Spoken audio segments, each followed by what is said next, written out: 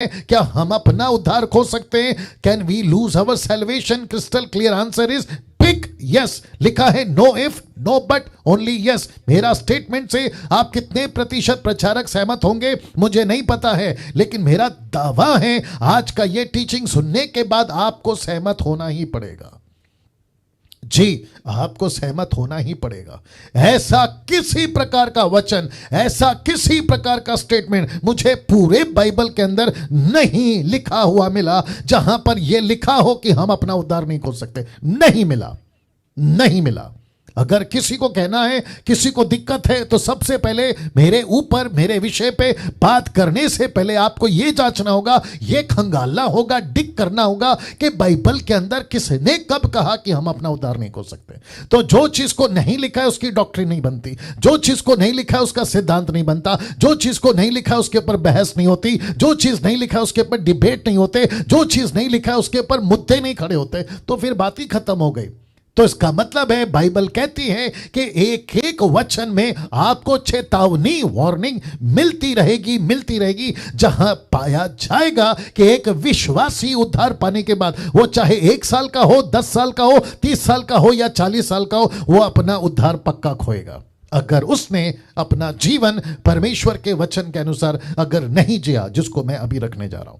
तो सबसे पहले यह पॉइंट क्लियर हो गई कि एक विश्वासी उद्धार खो सकता है, सीधी बात है, खो सकता है, लेकिन कुछ बातें आपको समझना होगा, और जिसको मैंने सेक्शन वाइज या फिर पॉइंट वाइज आपके बीच में रखा है, और मैं चाहता हूं आप लोग उसको बड़े ध्यान से सुने। और जितने लोग सुन रहे हैं, आप लोग देख रहे हैं, तो अपना थंब एक बार दिखा दें कि यस, आपको सब कुछ ठीक से सुनाई दे रहा है और आप लोग बातों को समझ रहे हैं। Thank you so much. ना लिखा है सबसे पहले आपको 3 बातों को समझना होगा। जी, आपके ठीक स्क्रीन के ऊपर जो कुछ दिख रहा है उसकी पीडीएफ बनाकर व्हाट्सएप ग्रुप पे भेज दी जाएगी। बिल्कुल भी चिंता नहीं करना, बस फोकस करना कि आप लोग सीखते रहें और देखते रहें। लिखा है सबसे पहले आपको 3 बातों को समझना होगा। कौन सी वो 3 बातें? सबसे पहला, उद्धार क्या है।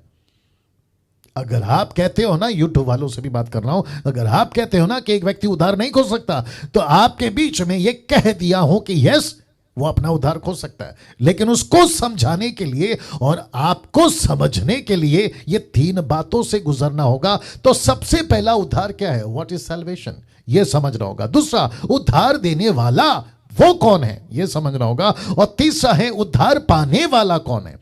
तो एक हो गया उद्धार क्या है, दूसरा हो गया उद्धार देने वाला कौन है, और तीसरा हो गया उद्धार पाने वाला कौन है। अगर ये 3 चीज को आप समझ गए और ये 3 चीज को मैं समझाने में कामयाब हो गया, तो मैं समझता हूं कि आखिरी की वीडियो जब खत्म होगी, आपके मुंह से यह जरूर निकलेगा कि यस पास्टर डैनियल, हम आपके स्टेटमेंट, बातों से सहमत है, क्योंकि आपकी बातें आपकी नहीं, बाइबल के वचन के कॉन्टेक्स्ट में है, जिसको कहते हैं rightly dividing the word of truth. तो सबसे पहले बात करते हैं उद्धार क्या है। मैं थोड़ा जल्दी चलूंगा, और मैंने आपको शुरू में कह दिया कि आज बहुत सारी बातें आपके बीच में रखनी है, तो जिसके चलते आपको जो है ये बातों को ध्यान देना होगा। उद्धार क्या है? परमेश्वर का खूबसूरत दान है, जिसकी चर्चा मैं पहले दिन कर चुका हूं। लिखा है परमेश्वर का खूबसूरत दान है, फिर लिखता है पूरे मानव जाति के लिए, जिसमें परमेश्वर ने मनुष्य के पापों को माफ किया है। मैं रिपीट करता हूं, जी जी जी जी, आपका रिस्पांस भी साथ में आना चाहिए। मैं रिपीट करता हूं कि परमेश्वर का खूबसूरत दान है पूरे मानव जाति के लिए, जिसमें परमेश्वर ने मनुष्यों के पापों को माफ किया है। माफ किया, ही हैज फॉरगिवन, उसने माफ कर दिया है। तो सबसे पहले परमेश्वर ने मानव जाति के पापों को माफ किया है। माफ क्यों किया है? क्योंकि आपका उद्धार हुआ है। आपको परमेश्वर ने ये दान, जिसको गिफ्ट कहते हैं, क्यों दिया है? क्योंकि परमेश्वर ने आपको उद्धार दिया है। एक वचन आपके बीच में रख रहा हूं, जो कि पहले रख चुका हूं, लेकिन इसको और भी मजबूती देगा, जिसके चलते ये वचन रख रहा हूं। इफिसियों 2:8, the book of Ephesians chapter 2 verse 8, क्या लिखा है देखिए, क्योंकि परमेश्वर के द्वारा अनुग्रह ही से तुम्हारा उद्धार हुआ है। तो इसका मतलब है, यूट्यूब वालों तुम भी सुनो, किसी भी प्रकार से इस बात को जुटलाया नहीं जा सकता है कि उद्धार परमेश्वर की तरफ से, परमेश्वर की ओर से, परमेश्वर का ग्रेस, अनुग्रह, ये परमेश्वर की ओर से मिला हुआ उद्धार ही है और इसमें किसी प्रकार का दूसरा बात नहीं है या किसी प्रकार का शंका या शक नहीं है। लिखा है कि यह परमेश्वर का अनुग्रह जिसके चलते हमारा उद्धार हुआ है। फिर कहता है और यह तुम्हारी ओर से नहीं है। मैंने इसको ब्लैक से स्पॉट क्यों किया? इसका मतलब है कि इस उद्धार को पाने में तपस्या नहीं करनी पड़ती। इस उद्धार को पाने के लिए आपको 40 दिन फास्टिंग में नहीं जाना पड़ता। इस उद्धार को पाने के लिए आप किसी प्रकार का कांटों पे चलना, आग पे चलना, कांच पे चलना, जो कि मार्टिन लूथर के टाइम पे चलता था, जो कि 16th सेंचुरी में, जिसके चलते उसने बगावत करी। आपको किसी प्रकार का संतों की पूजा नहीं करना है। या आपको किसी प्रकार के संतों की पूजा नहीं करना है। आपको किसी प्रकार के किसी सीढ़ी को चढ़ते पूरा यज्ञ नहीं करना है। आपको किसी प्रकार के परिश्रम, दान, कर्म नहीं करना है, क्योंकि लिखा है ये तुम्हारी ओर से है ही नहीं। तो जब ये हमारी ओर से नहीं है तो ये परमेश्वर का है, और लिखा है परमेश्वर की ओर से, वरन परमेश्वर का दान है। मैं बता चुका हूं इसको, मैं वापस नहीं जाऊंगा। तो इसका मतलब है कि हम सभी का उद्धार ये परमेश्वर की ओर से और ये मुफ्त में मिला है। मैं फिर कहता हूं ये मुफ्त में मिला। ये बात तो पक्की हो गई, यूट्यूब वालों आप भी सुन लो, ये बात तो पक्की हो गई कि परमेश्वर ने अपनी तरफ से ये दान हमको दिया है ना। रोमियो की किताब उसका 8 का 34 से 35 पढ़ लेते। लिखा है फिर कौन है जो दंड की आज्ञा देगा? देखो किसके ऊपर? जिसका उद्धार हो गया, उसको कहता है कि कौन है जो उसको दंड की आज्ञा देगा? मसीह वह है जो मर गया वरना मुर्दों में से जी उठा, परमेश्वर की दाहिनी ओर है और हमारे लिए निवेदन भी करता है। वचन 35 कहता है कौन हमको मसीह के प्रेम से अलग करेगा? क्या क्लेश या संकट या उपद्रव या अकाल या नंगाई या जोखिम या तलवार? 36 कहता है जैसा लिखा है कि तेरे लिए हम दिन भर घात किए जाते, हम वध होने वाले भेड़ों की नहीं गिने जाते। 37 कहता है परंतु उन सब बातों में हम उसके द्वारा जिसने हमसे प्रेम किया है जयवंत से भी बढ़कर है। 38 कहता है क्या? क्योंकि मैं निश्चय जानता हूं कि ना मृत्यु, ना जीवन, ना स्वर्गदूत, ना प्रधानताएं, ना वर्तमान, ना भविष्य, ना सामर्थ, ना ऊंचाई, ना गहराई, ना कोई और सृष्टि परमेश्वर के प्रेम से जो हमारे प्रभु मसीह यीशु में अलग कर सकेगी। तो इसका मतलब है कि जो गिफ्ट, बहुत ध्यान से सुनना, जो गिफ्ट परमेश्वर ने आपको दिया है, यूट्यूब वालों आप भी सुनिए, जो गिफ्ट परमेश्वर ने आपको और मुझे दिया है और उसका नाम है सैल्वेशन, ये परमेश्वर कभी अपनी तरफ से मुझसे नहीं, आपसे नहीं छीनेगा। वाह, नहीं छीनेगा। इसका मतलब क्या है? जैसे कि मेरा बर्थडे है, आपका बर्थडे आता है, आपको कोई गिफ्ट देता है, वो आपका हो गया, वो आपका हो गया। लेकिन उस गिफ्ट को अगर 1 साल बाद कोई आपका दोस्त जिसने दिया है, अगर बाय मिस्टेकली उसने पूछ लिया यार पिछले साल गिफ्ट दिया था वो कहां है, तो आपके मुंह से अगर ये निकल गया यार गलती से खो गया, या गलती से खो गया, तो वो व्यक्ति आपको कुछ नहीं कर सकता, क्योंकि उसने गिफ्ट दिया और वो भूल गया, उसने गिफ्ट दिया और वो चला गया, उसने गिफ्ट दिया और वो आपको फिर नहीं पूछ रहा है, लेकिन उस गिफ्ट को संभाल के रखने का काम आपका है। यस और नो, यस और no, come on, come on. इसका मतलब है कि मुझे और आपको परमेश्वर ने यह गिफ्ट दिया है जिसको कहते हैं उद्धार, सैल्वेशन। इसको संभालना मेरा काम है, लेकिन परमेश्वर कभी भी आपसे दिया हुआ गिफ्ट वापस नहीं लेगा। यह तो पक्की बात है, ये तो पक्की बात है। मेरे पास में वक्त नहीं है जहां ये सब बता सकूं कि परमेश्वर की छाप लगी है और जिसका उद्धार हो जाता है। मैं ये सब नहीं बात करूंगा, क्योंकि जो मैं एंगल आज लाया हूं, यूट्यूब वालों आप भी सुनो, उस एंगल को बताने के लिए मैंने बहुत शॉर्ट किया है। मुझे नहीं पता कि आज कहां तक टाइम जाएगा, लेकिन जितना हो सकता है आज ले लीजिएगा इसको। तो वापस कहता हूं, परमेश्वर कभी गिफ्ट वापस नहीं लेगा, लेकिन उसको संभाल के रखना ये आपका काम है। रोमियो की किताब का जो मैंने अभी वचन पढ़ा ना यूट्यूब वालों, इसमें कम से कम 17 से 18 ऐसी बातें हैं जो इस पृथ्वी पर आपको परमेश्वर से कभी अलग नहीं कर सकती। यह परमेश्वर की तरफ से वादा, याद रखो, यह परमेश्वर की तरफ से वादा है। अब बात करते हैं दूसरे मुद्दे की, यानी कि दूसरे पॉइंट की, और वहां है उद्धार देने वाला देने वाला कौन है? उद्धार देने वाला कौन है? उद्धार देने वाला परमेश्वर है जी। उद्धार क्या है बता चुका हूं। उद्धार देने वाला कौन है? यह परमेश्वर है। परमेश्वर ने एक योजना के तहत यह उद्धार दिया है। क्या है वो योजना, आपके बीच में बताने जा रहा हूं। तो इसका मतलब है कि परमेश्वर ने हमको उद्धार दिया है, देने वाला परमेश्वर है। तो परमेश्वर ने उद्धार क्यों दिया, उसकी एक बहुत बड़ी योजना है। उस योजना को समझ गए आप, कभी उद्धार का खोने का डर आपको नहीं रहेगा। योजना को समझ गए, जिसको कहते हैं मकसद को समझ गए, जो कि मैंने कल भी बताया था। अगर योजना को समझ गए तो मैं समझता हूं कि परमेश्वर ने जो उद्धार आपको दिया है वो तो कभी नहीं लेगा और आपसे भी कभी नहीं छूटेगा। तो वो योजना क्या है मैं रखने जा रहा हूं। परमेश्वर को योग्य संतानें चाहिए। योग्य संतानों का मतलब क्या पता है? रख रहा हूं, डॉट स्टार देख लीजिए। जो पवित्र बनकर सेवा कर सके, उसके राज्य को बढ़ा सके, जिनसे परमेश्वर संगति कर सके, जो परमेश्वर की कलीसिया बन सके, जो यीशु की दुल्हन बन सके। या यह है मकसद, इसको कहते हैं योग्य संतान।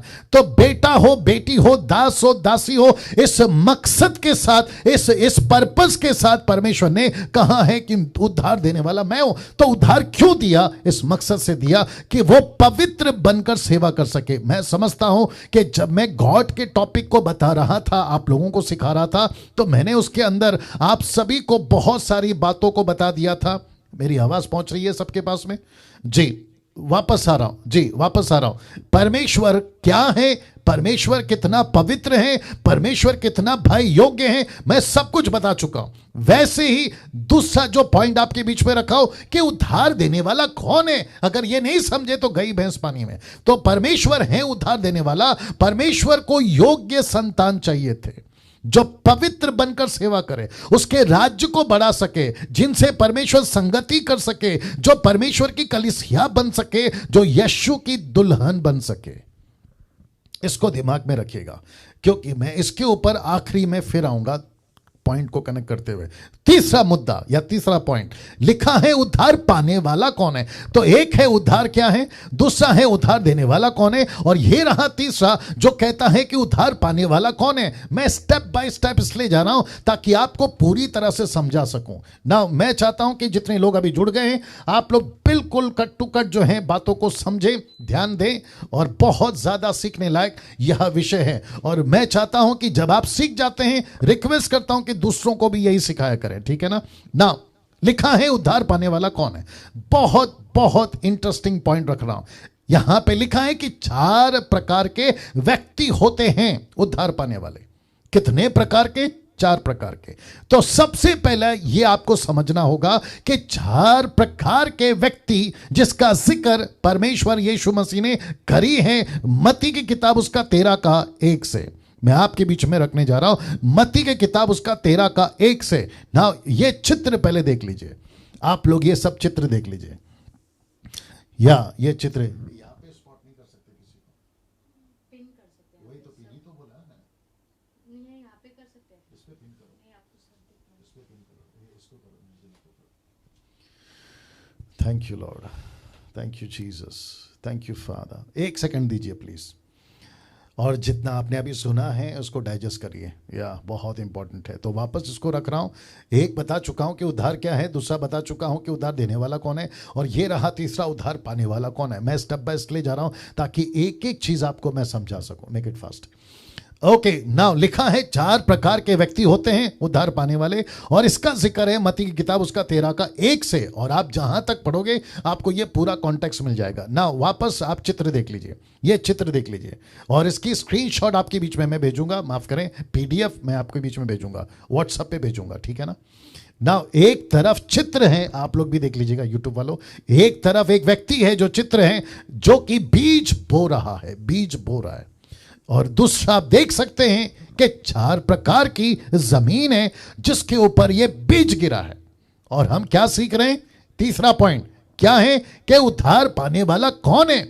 हम सबकी गिनती एक साथ नहीं कर सकते, जिसको हम क्रिश्चियंस कहते हैं। हमको 4 प्रकार में उसको डिवाइड करना ही पड़ेगा, तब जाकर पता चलेगा कि उद्धार कौन खो रहा है और उद्धार कौन खो नहीं सकता।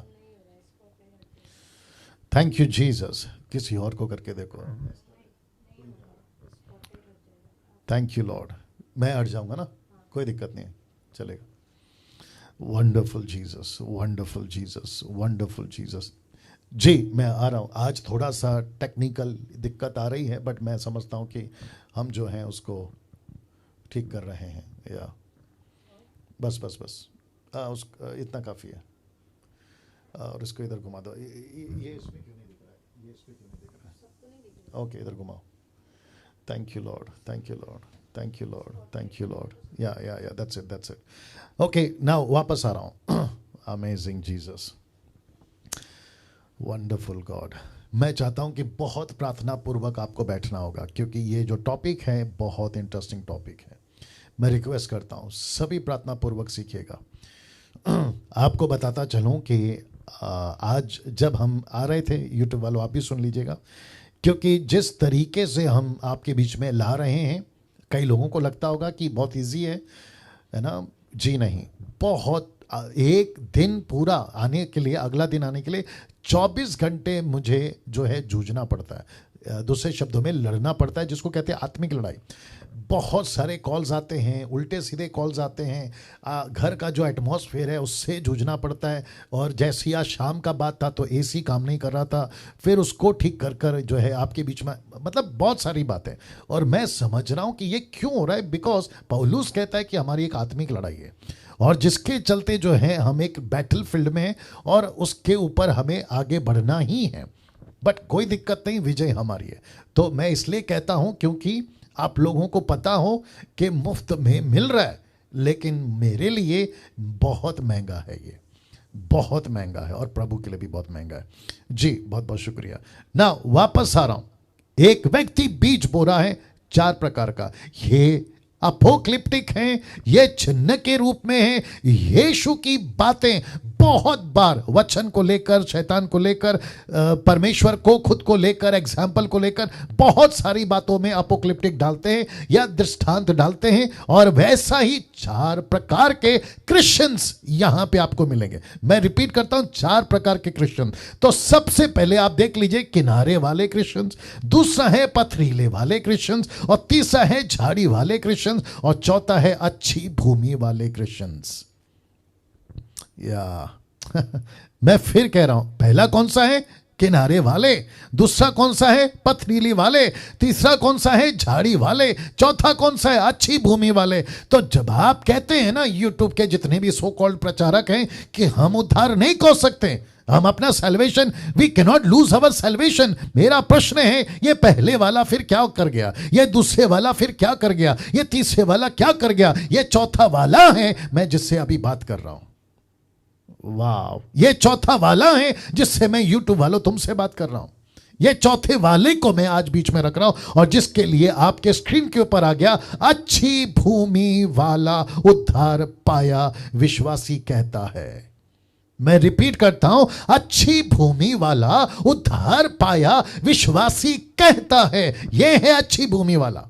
मैं इसी के ऊपर अभी बात करने वाला। अगर ये व्यक्ति हैं, मैं इसके ऊपर फोकस करूंगा। अगर आप वो व्यक्ति हैं, मैं आपके ऊपर फोकस करूंगा। और ऐसा व्यक्ति कभी, मैं रिपीट करता हूं, ऐसा व्यक्ति कभी, जो आपके स्क्रीन के ऊपर है, अपना उद्धार नहीं खोएगा, क्योंकि वो अच्छी भूमि वाला है। क्यों नहीं खोएगा? वो कहता है मैं सिर्फ प्रभु का हूं। वो कहता है मैं पूरी जिंदगी प्रभु के लिए जीऊंगा। वो कहता है जो खुद को संसार से अलग रखता है, वो पाप से और शैतान से दूर रहता है, प्रभु के साथ विश्वासी बनकर जीना शुरू करता है।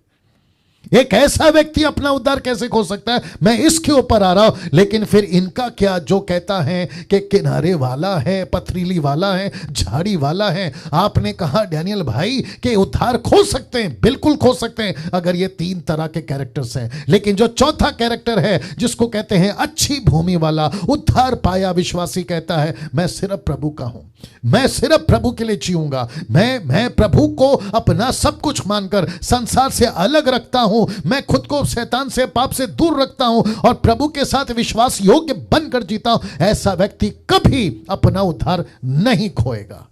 आमीन। ऐसा व्यक्ति बनाने के लिए, ऐसा व्यक्ति बनने के लिए बाइबल जोर देती है मैं जिसको रखूंगा, पतरस जोर देता है जिसको मैं रखूंगा, पौलुस जोर देता है जिसको मैं रखूंगा, और जिसको मैं आज जोर दे रहा हूं जिसको मैं रखूंगा। हम सभी को यह बातें समझना बहुत जरूरी। एक व्यक्ति कभी भी अपना उद्धार नहीं खोएगा, बल्कि प्रभु ऐसों के लिए प्रार्थना करता है। कौन सा व्यक्ति? जो अच्छी जमीन पे बोया गया है। मैं रिपीट करता हूं, जो अच्छी जमीन पे बोया गया है ना, वो व्यक्ति कभी अपना उद्धार नहीं खोएगा, क्योंकि प्रभु उसके लिए प्रार्थना करता है। कहां लिखा है ये देख लीजिए, लूका की किताब उसका 22 का 31 से 32 में लिखा है, शिमोन हे शिमोन देख, मैं रिपीट करता हूं, शिमोन हे शिमोन देख, शैतान ने तुम लोगों को मांग लिया। यह शब्द है ना जिसको मैंने ब्लैक से अंडरलाइन किया, लिखा है शैतान ने तुम लोगों को मांग लिया। तो किसको मांगा है? देखो बहुत ध्यान से, किसको मांगा है? कहता है, यीशु कहता है तुम सबको। ऊपर जरा शब्द ध्यान दीजिएगा, लिखा है शिमोन हे शिमोन देख, शैतान ने तुम लोगों को मांग लिया। इसका मतलब है यीशु के 12 चेलों को मांग लिया है। Can you believe this? कि गेहूं की नहीं फटके, परंतु मैंने तेरे लिए विनती की है। क्यों? क्योंकि तेरा विश्वास जाता ना रहे। जब तू फिरे तो अपने भाइयों को स्थिर करना। इसका मतलब है पतरस के अंदर कौन सी बीज थी? चौथे प्रकार की। पतरस के लिए यीशु ने क्यों प्रार्थना किया? चौथे प्रकार का बीज था। परमेश्वर ने पतरस को क्यों कहा कि मैं तुझे लीडर बनाऊंगा? चौथे प्रकार का बीज था, जिसको कहते हैं अच्छी बीज। मैं रखने जा रहा हूं जिसको कहते हैं अच्छी बीज, ये वाला।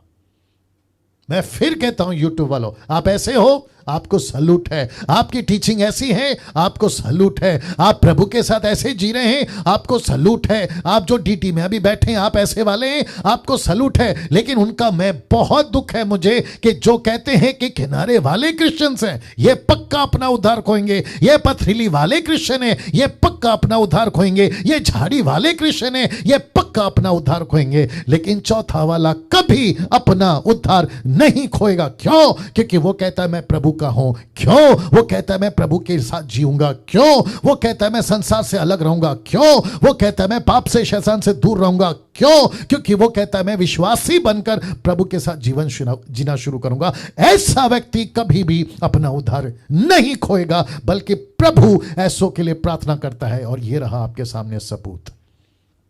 वाह, थैंक यू निर्जला जी, वंडरफुल जीसस। सभी ताली बजाकर परमेश्वर को, यस ये सच है। और इसी को मैं आपको जोर का झटका धीरे से देता हूं। यूहन्ना की किताब उसका 17 का 15, जहां यीशु की प्रार्थना रिकॉर्ड की गई है। और यीशु वहां प्रार्थना कर रहा है जहां उसके 12 चेले थे, जिसमें से एक जो चोर निकला, डाकू निकला, धोखेबाज निकला, चालबाज निकला, जिसका नाम है यहूदा इस्करियोत। यीशु क्या कहता है? देखिए, मैं ये विनती नहीं करता पिताजी, मैं ये विनती नहीं करता कि तू उन्हें जगत से उठा ले। किसको? 11 लोगों को। परंतु यह, बहुत ध्यान से देखिए, परंतु यह कि तू उन्हें, किसे? पतरस को, याकूब को, फिलिप को, नतानियल को, जेकब को, इन्हें क्या कर? उस दुष्ट से बचा के रख। माय गुडनेस, उस दुष्ट से बचा के रख। यीशु अगर प्रार्थना कर रहा है कि पतरस को बचा के रख पिता, पौलुस माफ करे, फिलिप को बचा के रख पिता, नतानियल को बचा के रख पिता, जॉन को बचा के रख पिता, एंड्रू को बचा के रख पिता। क्यों? क्योंकि यीशु को भी पता था कि लूसीफर इनको मांग रहा है। लूसीफर इनको मांग रहा है। My goodness, my goodness. मैं प्रार्थना पूर्वक आपके बीच में आज आया हूं। यूट्यूब वालों, आप भी बहुत ध्यान से सुनेगा।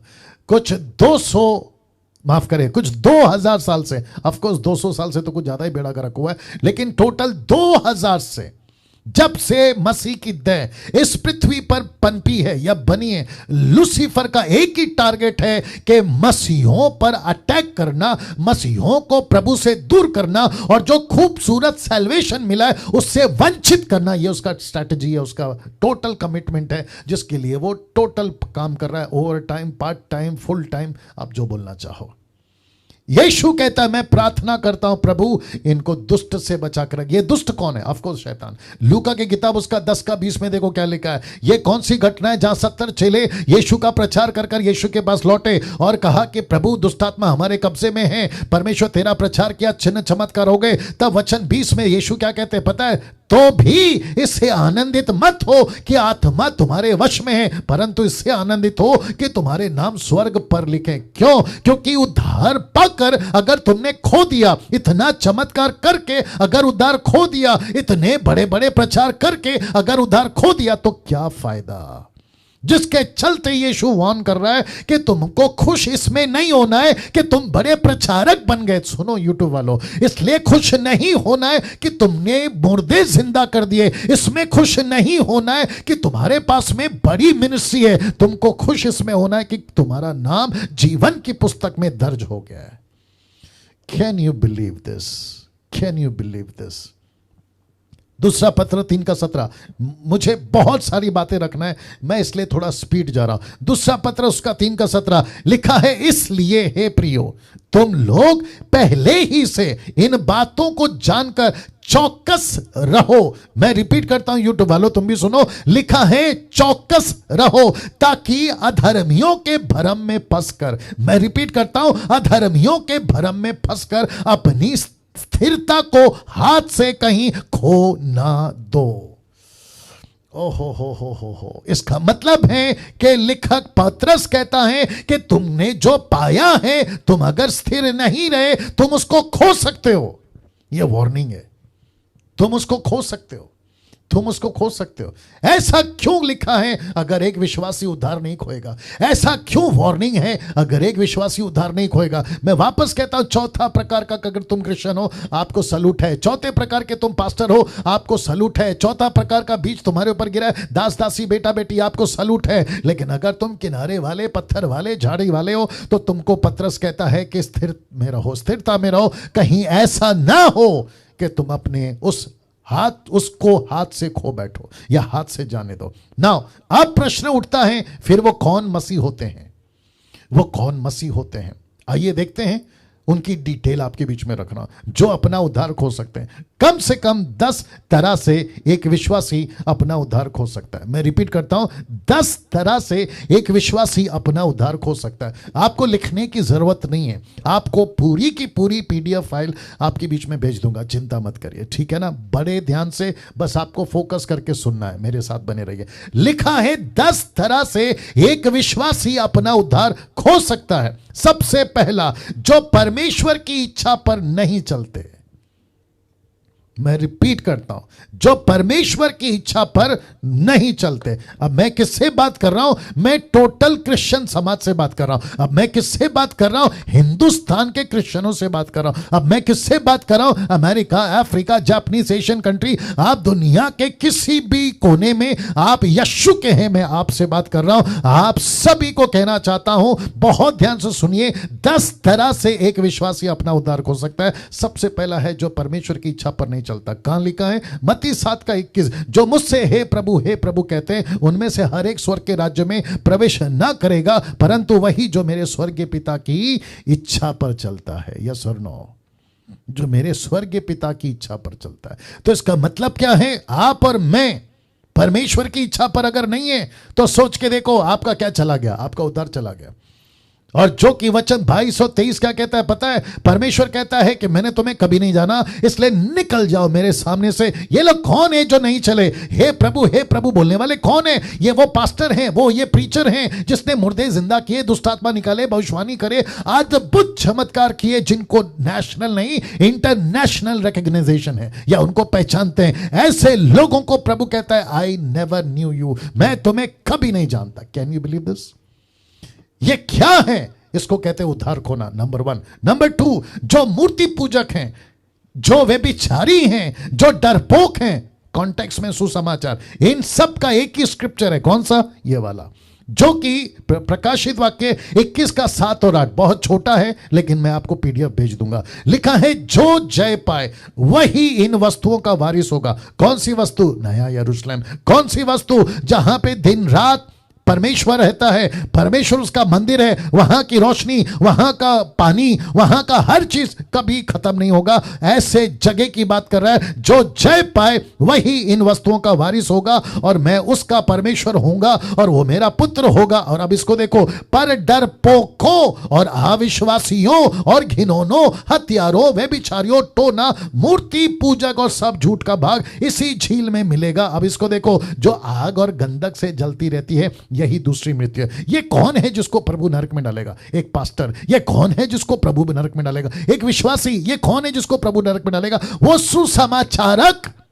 तो प्रश्न उठता है, क्या इसने अपना उद्धार खो दिया? यस। मैं फिर कह रहा हूं, क्या इसने अपना उद्धार खो दिया? यस। कैसे? ऐसी हरकतें कर कर मूर्ति पूजक बन गया, व्यभिचारी बन गया, डरपोक बन गया। कॉन्टेक्स्ट है सुसमाचार।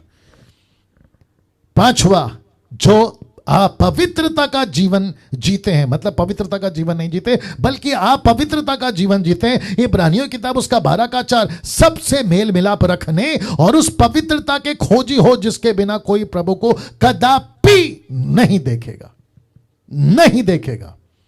आप बात करते उद्धार खोने की, यहां परमेश्वर कहता है अगर पवित्रता का जीवन नहीं जिया, आप पवित्रता का जीवन जी रहे हो तो तुम अपना उद्धार खो बैठोगे। मुझे बताइए, जो बकवास करते हैं कि एक क्रिश्चियन बनने के बाद, एक बॉर्न अगेन होने के बाद वो अपना उद्धार नहीं खोएगा, ऐसे मूर्खों को मैं कहना चाहता हूं कि सबसे पहले तुमने जमीन का आकलन नहीं किया, एनालिसिस नहीं किया कि क्यों यीशु ने कहा कि 4 प्रकार की जमीन है, पत्थर वाले, किनारे वाले, झाड़ी वाले और अच्छे वाले। आपने इसका आकलन क्यों नहीं किया? और उल्टी सीधी बकवासें क्यों सिखा दी चर्चेस को? उल्टी सीधी स्टेटमेंट क्यों सिखा दी कलीसियाओं को और परमेश्वर की दया को? और जहां लोग कहते हैं कि अब तो पास्टर ने कह दिया हम तो पक्का स्वर्ग जाएंगे, इसलिए खूब एंजॉय करो, पाप का जीवन जियो, दारू पियो, नशा करो और जैसा चाहे मनमानी करो, थिएटर जाओ, पिक्चर जाओ और आपको जैसा ठीक लगे वैसा करो। लेकिन परमेश्वर कहता धोखा मत खाओ, धोखा मत खाओ, धोखा मत खाओ। मैं फिर कहता हूं, अगर परमेश्वर की पवित्रता आप में नहीं है, आप कभी प्रभु को देख नहीं पाओगे। छठवां, पैसे के लालची ये भी अपना उद्धार खोएंगे। कहां लिखा है? मत्ती की किताब उसका 19 का 23 में, तब यीशु ने अपने चेलों से कहा, मैं तुमसे सच कहता हूं कि धनवानों का स्वर्ग के राज्य में प्रवेश करना कठिन है। ऐसा क्यों? ये कौन से विश्वासी, ये कौन से लोग हैं? ये ऐसे लोग हैं जिन्होंने अपना जीवन प्रभु को दिया। कैसे बोल सकते डैनियल भाई? ये देख लीजिए 1 तीमोथी 6 का 9, पर जो धनी होना चाहते हैं, कौन? विश्वासी। पर जो धनी होना चाहते कौन? पास्टर्स। जो धनी होना चाहते कौन? Worship leaders. जो धनी होना चाहते कौन? म्यूजिशियंस। ऐसे लोग जो मसीह तो बन गए हैं। आज मैं थोड़ा गुस्से में हूं, बर्दाश्त करिए प्लीज। ऐसे मसीह लोग जो यीशु को अपनाते हैं लेकिन ब्याज पे पैसा चलाते हैं। ऐसे क्रिश्चियंस हैं जो मसीह तो बन गए हैं, मसीह का बाइबल पढ़ रहे हैं, चर्च जाते हैं, प्रभु भोज खाते हैं, बपतिस्मा ले चुके हैं, लेकिन ब्याज पे पैसा देते हैं। अब उनको मैं क्या कहूं? वो फिर कहते हैं परमेश्वर ने 2 BHK 3 BHK, मेरे पास में ऑडी आ गई, मेरे पास में BMW आ गई, मुझे प्रभु ने अब्राहम की आशीष दी। ये झूठ है, ये झूठ है। Glory to God. ये झूठ है। ऐसा किसी प्रकार का पैसा आपके घर पर अगर आ रहा है, यह गलत है, यह गलत है। मैं साथ ही साथ कुछ लोगों को जानता हूं मुंबई में भी, मुझे नहीं पता ऐसी हरकतें करते वक्त में उनको क्यों नहीं शर्म आती। आप परमेश्वर के लोगों को, परमेश्वर को रखकर तुम ब्याज पे पैसे कैसे चला सकते हो? लालची कैसे बन सकते हो? या जितने भी ग्रुप के अंदर अभी मुझे सुन रहे जूम के अंदर, मैं चाहता हूं कि अगर कोई ऐसा व्यक्ति अभी बैठा है और आप ब्याज पे पैसा चलाते हैं, मैं आपसे रिक्वेस्ट करता हूं जितनी जल्दी हो सके पश्चाताप करिए, मन फिराइए और प्रभु के पास में ठीक से आइए। अन्यथा आप अगले मंगलवार से नमस्ते। Wonderful Jesus, wonderful Jesus. फिर से कहता हूं, किसी प्रकार का पैसे के लालच पे नहीं पड़ना है। आपको सिर्फ और सिर्फ प्रभु के भरोसे पे चलना है। परमेश्वर को पता है कि आपको कितना पैसा चाहिए, परमेश्वर को पता है कि आपको कहां तक चाहिए। आपको क्या हो रहा है मेरे साथ, आपको पता है पैसे के चक्कर में पौलुस कहता है कई लोगों ने, देखो क्या लिखा है पर जो धनी होना चाहते हैं वे ऐसी परीक्षा और फंदे और बहुतेरे व्यर्थ और हानिकारक लालसाओं में फंसते हैं जो मनुष्य को बिगाड़ देती है और विनाश के समंदर में डुबा देती है। यह विनाश का समंदर क्या है? आग की झील। आग की झील कैसे पॉसिबल है? एक पास्टर अपना सब कुछ त्यागता है, मूर्ति पूजा त्यागता है, पाप को त्यागता है, संसार को त्यागता है, सब कुछ त्यागता है, एक विश्वासी संसार को त्यागता है, लेकिन एक के चक्कर में अपना पूरा जीवन अनंत काल में बिताता। तुमसे बड़ा मूर्ख और कौन हो सकता है? क्योंकि वक्त को ध्यान रखना है, आगे बढ़ रहा हूं। लिखा है छठवां जो उद्धार खो सकता है, उसकी श्रेणी में टोटल 10 पॉइंट बता रहा हूं। छठवां है जो नशा करता है, जो नशा करता है। पास्टर डैनियल, क्या डीटी में ये सारे पॉइंट हैं? जी हां, क्योंकि आपको मैं क्या सिखा रहा हूं, एक डिसाइपल को परमेश्वर के लिए कैसा होना चाहिए, मैं वो पॉइंट पे आपको बात सिखा रहा हूं और ये चलता रहेगा आगे भी। लिखा है जो नशा करते हैं, कहां लिखा है? 1 कुरिन्थियों 6:10 में लिखा है ना पियक्कड़। पियक्कड़ का मतलब क्या है? ड्रंकर। ड्रंकर का मतलब क्या है? नशा करने वाला। और साथ ही साथ में दारू हो, सिगरेट हो, ड्रग्स हो, आपका जो भी नशा है, लिखा है परमेश्वर के राज्य में प्रवेश, लिखा है ना पियक्कड़ परमेश्वर के राज्य में प्रवेश करेगा। इसका मतलब है वो स्वर्ग के राज्य में नहीं जाएगा। इसका मतलब क्या है? दारू पी रहा है विश्वासी बनकर, सिगरेट पी रहा है विश्वासी बनकर, गुटखा खा रहा है विश्वासी बनकर, नशा कर रहा है विश्वासी बनकर, और वो कहता है कि मेरा तो उद्धार हो गया है, मैं तो स्वर्ग में जाऊंगा क्योंकि मुझे प्रभु ने अनुग्रह दिया है। प्रभु कहता है बेटा सॉरी, तू बड़े धोखे में है, तू स्वर्ग के राज्य में प्रवेश नहीं कर पाएगा क्योंकि तू पियक्कड़ है। Can you believe this? जरा सोच के देखिए अजीजों, ऐसा प्रचार नहीं होता आजकल, ऐसी बातें नहीं बताई जाती। क्यों? क्योंकि चर्च के मेंबर कम हो जाएंगे, क्योंकि जो व्हाट्सएप के ग्रुप है वो कम हो जाएंगे, क्योंकि चर्च का जो ऑनलाइन चलता है वहां से लोग कम हो जाएंगे। इसलिए हम बहुत प्यार से बात करते हैं, हम बहुत मीठी मीठी बातें करते हैं, हम सबको प्यार से लेके चलते हैं। और कांटेक्ट कहां से उठाते हैं? यीशु प्यारा है, यीशु प्यारा है ना एक तरफा, दूसरा तरफा वो परमेश्वर जलन रखने वाला परमेश्वर है, वो क्रोध करने वाला परमेश्वर है। ये कैसे भूल गए? 7वां लिखा है जो वचन में गड़बड़ी करते हैं। माय गुडनेस जो वचन में गड़बड़ी करते हैं, जो वचन में गड़बड़ी करते हैं। मैं जानता हूं कि पवित्र आत्मा का पूरा कंट्रोल इस वक्त में, जो जूम के माध्यम से आप अपने अपने घर पर बैठे हैं ना, जहां से अभी देख रहे हैं, मैं महसूस कर रहा हूं कि परमेश्वर ने आपका कब्जा लिया हुआ है। अब जैसे जैसे पॉइंट आगे बढ़ेगा, मैं वापस कहता हूं आपके होश उड़ने वाले। आज ऐसी ऐसी बातें आज आपके बीच में रखूंगा। मैंने किसी से बात किया था 3 दिन पहले, मैंने कहा था कि मैं पूरा जस्टिस करूंगा इस टॉपिक के साथ, can we lose our salvation, इसके ऊपर मैं पूरा जस्टिस करूंगा। तो मैं उसी के हिसाब से मेहनत करके आपके बीच में आऊं। तो 7वां कहता है जो वचन में गड़बड़ी करते हैं। ये वचन में गड़बड़ी कैसी होती, जरा देख लीजिए। प्रकाशित वाक्य 22:19, यूट्यूब वालों तुम भी सुनो। लिखा है यदि कोई इस भविष्यवाणी की पुस्तक की बातों में से कुछ निकाल डाले तो परमेश्वर उस जीवन के पेड़ और पवित्र नगर में से जिस की चर्चा इस पुस्तक में है उसका भाग निकाल देगा। इसका मतलब है उसका नाम काट देगा। क्यों? क्योंकि उसने क्या गलती की? बहुत ध्यान से सुनना। उसने गलती यह नहीं की कि उसने व्यभिचार करा, मूर्ति पूजा करा, नशा करा, पाप करा, पैसा का लालची बना, नहीं। उसने सिर्फ यह गलती करी कि वचन को लेके गड़बड़ करा। प्रभु कहता है ऐसे तक को मैं नरक में डाल दूंगा। ओहो हो। मुझे 1 सेकंड दीजिए, आप लोग थोड़ा सा डाइजेस्ट करो इसको, क्योंकि बहुत जरूरी है दोस्तों, बहुत जरूरी है। माय गुडनेस जितने भी अभी मुझे सुन रहे हैं, मुझे नहीं पता आपके अंदर क्या चल रहा है, मुझे नहीं पता आपके अंदर क्या चल रहा है। ये जो मुद्दा है ना, ये जो पॉइंट है ना, मैं जब इसको स्लाइड्स को बना रहा था तो मेरे मन में चला, प्रभु हम दारू नहीं पी रहे, नशा नहीं कर रहे, कोई और बड़ा पाप नहीं कर रहे, हम क्या कर रहे हैं? वचन में थोड़ा सा निकाल रहे हैं और वचन में थोड़ा सा डाल रहे हैं। इसके चलते भी आप नरक में डाल दोगे। तो पवित्र आत्मा कहता है यस। तो प्रचारकों कितना सतर्क रहना है। जितने मसीह मंथन के जो ग्रुप के जो लीडर्स हैं, जो लैंग्वेज के हिसाब से आप जो ग्रुप चलाते हैं, आपके लिए भी मैं वापस कहता हूं, we have to be very careful with the word of God. मैंने फर्स्ट डे आपको कह दिया था कि डैनियल राज किसी प्रकार का कॉम्प्रोमाइज वचन के साथ नहीं करेगा। ये आप लोग जानते हैं, यस और नो, ये आप लोग जानते हैं। और जिसके चलते अभी मैं फिर रख रहा हूं, यूट्यूब के लोगों आप भी सुनिए। अच्छा, कुछ लोग कहते हैं कि डैनियल भाई आप इतने गंभीर क्यों होते हैं? आप देख लो ना, गंभीर नहीं रहे तो फिर क्या रहे? वचन में गड़बड़ी करने वाले तक नरक में जाएंगे। 8वां, जो झूठी शिक्षाओं में है, 24 का 24, क्योंकि झूठे मसीह, झूठे भविष्यवक्ता उठ खड़े होंगे और बड़े चिन्ह और अद्भुत काम दिखाएंगे, यदि हो सके तो चुने हुए को भी बरमा दे। इंग्लिश वर्जन ट्रांसलेशन कहता है even the elected ones can be deceived, मतलब चुने हुए तक अगर बरमा दिए जाएं, किसकी चक्कर में? झूठी शिक्षाओं में। तो इसका मतलब है कि पूरे दुनिया में हमको सबसे तो लड़ना है, लेकिन सबसे ज्यादा एक और चीज है और वो है शिक्षा। तो हमारी शिक्षा कैसे? मैं उसको भी रखूंगा आगे, लेकिन देख लीजिए 9वां लिखा है। 9th पॉइंट कहता है जो खुद प्रभु से हट जाएंगे, मतलब उनको कैसे कहूं आपसे, इसको कहते हैं मस्ती। मैं रिपीट करता हूं, इसको कहते हैं मस्ती। जो खुद प्रभु से हट जाएंगे, जिनको परमेश्वर से किसी प्रकार का लेना देना नहीं होगा, जो खुद प्रभु से हट जाएंगे। कहां लिखा है डैनियल भाई? लीजिए रख रहा हूं, एक ही साथ रखूंगा।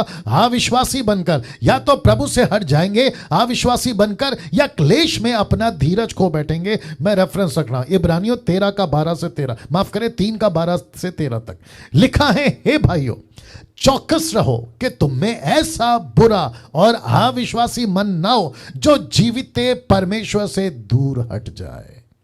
यस और नो, यस और नो लिखा है ना।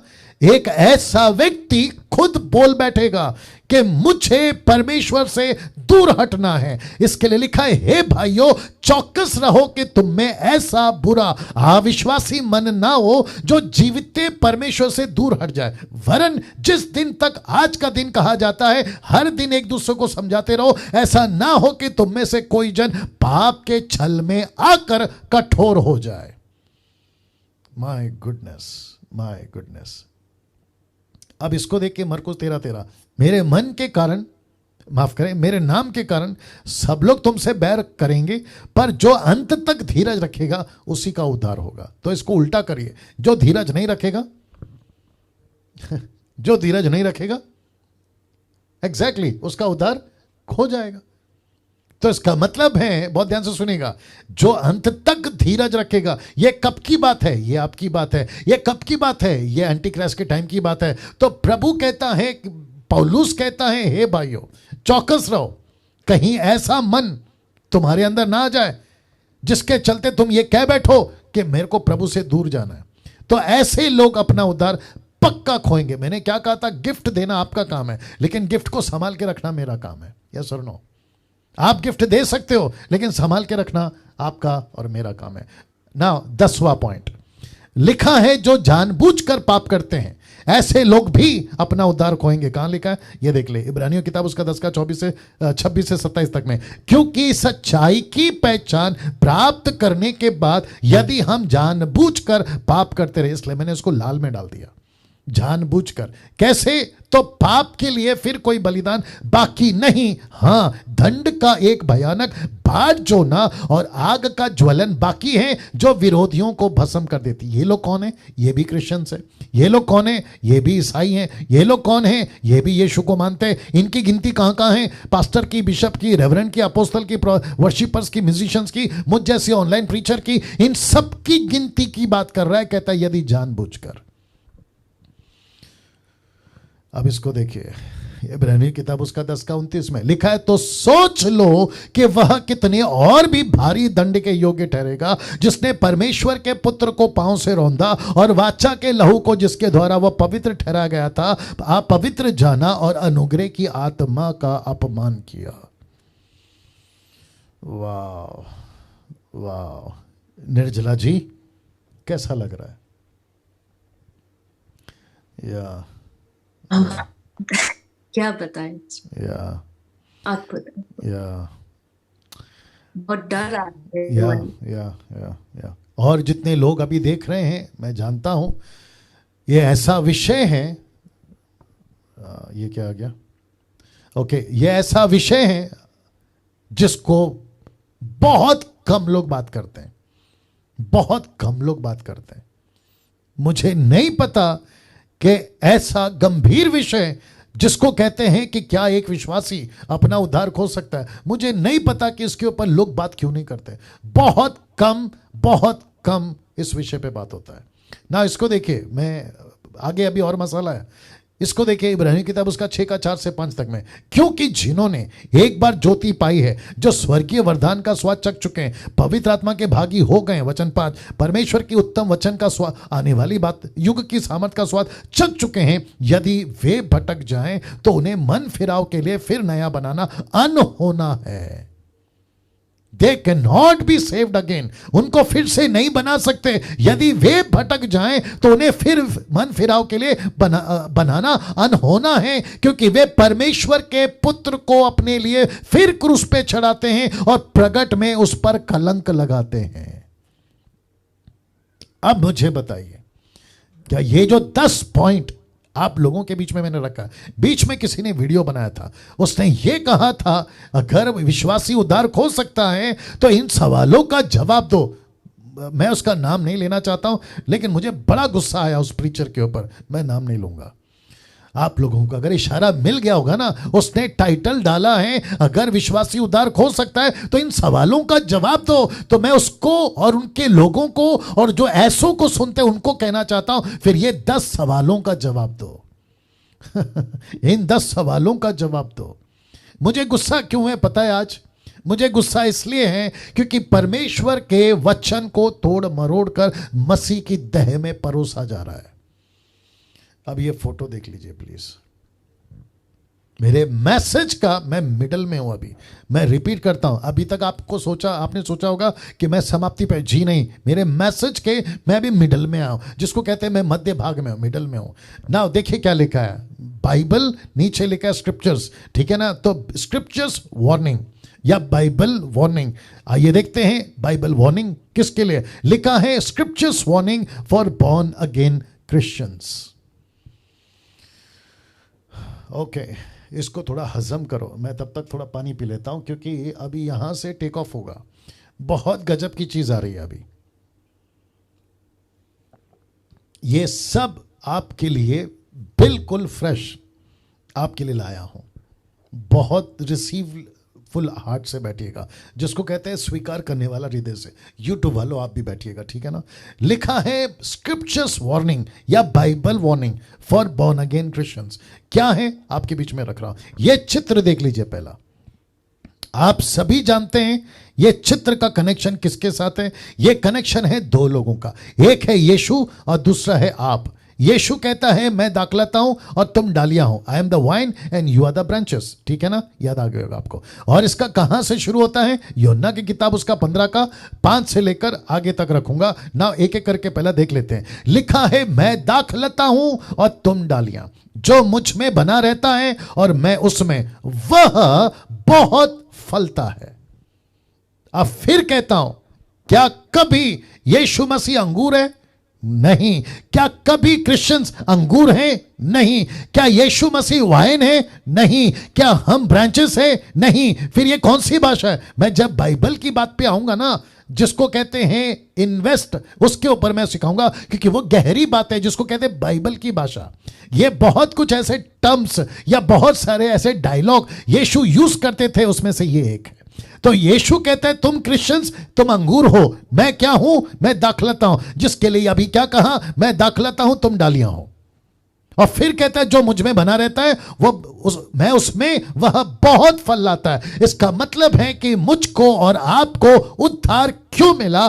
फल लाने के लिए। हमको उद्धार नहीं मिला, माय गुडनेस गेट रेडी, मनमानी करने के लिए। हमको उद्धार मिला है फल लाने के लिए, मनमानी करने के लिए नहीं। मैं रिपीट करता हूं, जितने लोग अभी जूम पर मुझे सुन रहे हैं, हाथ जोड़ के रिक्वेस्ट करता हूं यहां से बहुत केयरफुली सुनिएगा, क्योंकि आपको यीशु का एक अलग रूप दिखेगा। और यीशु की शुरुआत होती है 13वें अध्याय से, यूहन्ना के 13वें अध्याय से। 13वां अध्याय कौन सा है? जहां यहूदियों का फसा, जिसको कहते हैं यीशु मसीह का फसा, जिसको कहते हैं पास ओवर नाइट, 13वें अध्याय से 14वें अध्याय तक। फिर वो शुरू करते हैं 15वें अध्याय से 16वें अध्याय तक। फिर 17वें से 8वें अध्याय में आपको पता है जहां यीशु कहते हैं मैं तुम्हारे लिए प्रार्थना करने के लिए, वो एक अलग जगह पे चले गए। और ये वो घटना है जहां यीशु ऊपर के कोठरी में अपने चेलों से बात कर रहे हैं। वाह! और यीशु कहता है मैं दाखलता हूं, तुम डालियां हो। जो मुझ में बना रहता है मैं उसमें, वह बहुत फलता है। मैं रिपीट करता हूं, यूट्यूब के लोगों बहुत ध्यान से सुनिए, हम सबको पृथ्वी के ऊपर परमेश्वर ने अपनी मनमानी करने के लिए उद्धार नहीं दिया है। अगर उद्धार को लेकर मनमानी करोगे, डंके की चोट पे बोलता हूं, तुम अपना पक्का उद्धार खोगे। इसमें बाकी क्या कहते हैं मुझे कोई लेना देना नहीं है, लेकिन स्क्रिप्चर को रख रहा हूं। कहता है कि तुम बहुत फल लाओगे, और फिर कहता क्योंकि मुझसे अलग होकर तुम कुछ नहीं कर सकते। इसका मतलब क्या है? मुझे यीशु से जुड़े रहना है, उसको कहते हैं उद्धार। हम सबको यीशु से जुड़े रहना है, उसको कहते हैं उद्धार। जितनी भी मिनिस्ट्री दुनिया में, सबको यीशु से जुड़े रहना है, उसको कहते हैं उद्धार का मकसद, जिसको यीशु के लिए जीना कहते हैं फल लाना। इसलिए लिखा है मुझसे अलग होकर तुम कुछ नहीं कर सकते। अब वचन 6 लिखा है यदि, यह आवाज क्या है? ओके, लिखा है यदि, इंग्लिश शब्द है इफ। मैं फिर कहता हूं यदि कोई मुझ में बना ना रहे। इसका मतलब क्या है? यहां जबरदस्ती नहीं हो रही है। इसका मतलब है यीशु ने ऑप्शन रखा है। इसका मतलब है यीशु कहता है कि तुम्हारी मर्जी, मैंने तो उद्धार दे दिया, मकसद यही है। लिखा है यदि कोई मुझ में बना, लिखा है ना रहे, उसके साथ क्या होगा? तो वह डाली कि नाई फेंक दिया जाता, सूख जाता, और लोग उन्हें बटोर कर, बहुत ध्यान से देखिएगा, लिखा है आग में झोंक देते और जल जाती है। यह कौन सी आग है? नरक की। My goodness! क्या सब लोग सुन रहे हैं? जी, मैं रिपीट कर रहा हूं, क्या सब लोग सुन रहे हैं जितने जूम पर हैं अभी? डॉक्टर राजेश कुमार, या मैं सबको पूछ रहा हूं, क्या हम सब सुन रहे हैं? या फोकस करिए, फोकस करिए। वापस आता हूं, लिखा है तो वह डाली, अगर जो डाली मुझ में, और लिखा है यदि कोई मुझ में बना ना रहे तो वह डाली की नाई फेंक दिया जाता, सूख जाता है, उन्हें लोग बटोर कर आग में झोंक देते हैं और वो डाली जल जाती है। ये कौन डाली है? ये क्रिश्चियंस हैं। डंके की चोट पे बोलता हूं, इसको जुटलाकर बता दो कि ये गलत है। ये कौन है? ये क्रिश्चियंस हैं। ये अंगूर नहीं है, ये अंगूर नहीं है, ये ग्रेप्स नहीं है। ये यीशु मसीह अपोक्लिप्टिक में बात कर रहा है कि जो मुझ में बना नहीं रहेगा, मतलब मेरे उद्धार में जिसको मैंने दिया, अगर उसमें बना नहीं रहेगा, उसको मैं काट दूंगा, आग में जला दूंगा। वचन 7 देखो क्या लिखा है, यदि तुम मुझ में बने रहो, मेरी बातें तुम में बनी रहे, जो चाहो मांगो तुम्हारे लिए हो जाएगा। तो शब्द पे ध्यान दीजिएगा, लिखा है यदि, यदि, यदि, लिखा है इंग्लिश में इफ, इफ। इसका मतलब क्या है? अगर ऐसा करोगे तो होगा, अगर ऐसा करोगे तो होगा, अगर नहीं करोगे तो नहीं होगा। तो इसको कहते हैं यीशु मसीह जबरदस्ती आपके पीछे नहीं पड़ा है। वाह! सी वचन 8 क्या कहता है देखिए, मेरे पिता की महिमा इसी से होती है कि तुम बहुत सा फल लाओ, तब ही तुम मेरे चेले ठहरोगे। यह था यीशु का प्रचार। आजकल क्या प्रचार चल रहा है? आप ईसाई बन गए हो, प्रभु आपसे प्यार करता है, छोटा मोटा गलती तो चलता है, छोटा मोटा पाप तो चलता है, छोटा मोटा गुस्सा तो चलता है, झगड़ा तो चलता है, गालियां तो चलता है, कभी हफ्ते में एक बार वाइन पी सकते हो, कभी हफ्ते में एक बार बियर पी सकते हो। परमेश्वर कहता है उस मकसद से तुम्हारा उद्धार नहीं किया है, तुम्हारा उद्धार किया है ताकि तुम बहुत सा फल लाओ। अब बताइए नाउ इसका मकसद क्या है दोस्तों? इसका मकसद है कि परमेश्वर कहता है तुमको एक ही मकसद के लिए उद्धार दिया है, ताकि तुम फल लाओ। अगर तुम फल नहीं ला रहे हो, लिखा है तब ही तुम मेरे चेले ठहरोगे। अगर फल नहीं ला रहे हो, आई विश कि मैं आपके घर पर बैठकर आपको यह प्रचार कर पाता, लेकिन मेरी मजबूरी है कि हम कॉन्फ्रेंस नहीं कर पा रहे हैं क्योंकि लॉकडाउन फिर से शुरू हो रहा है। मैं रिपीट करता हूं कि तब ही, ब्रैकेट देख लीजिए, लिखा है तब ही तुम मेरे चेले ठहरोगे, तब ही तुम मेरे चेले ठहरोगे।